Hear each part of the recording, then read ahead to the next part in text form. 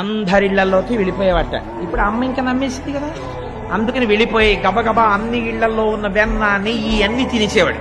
తినేసి ఆయనది ఏ సామాన్యమైన బజ్జండి, అందులో అన్ని లోకాలు ఉన్నాయి.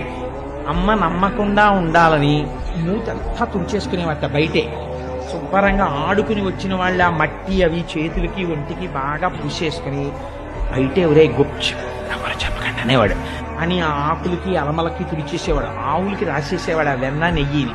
రాసేసి ఇంట్లోకి వస్తూనే ఒంటి తలుపులు అవన్నీ మధ్యలో ఇలా అడ్డంగా ఉండి ఆ తలుపు ఇలా తోస్తా, అమ్మ ఆకలేసేస్తోందమ్మా బువ్వ పెట్టమ్మా, అమ్మ నాకు బువ్వ పెట్టమ్మా అంటే ఇంట్లోకి వచ్చేవాడు.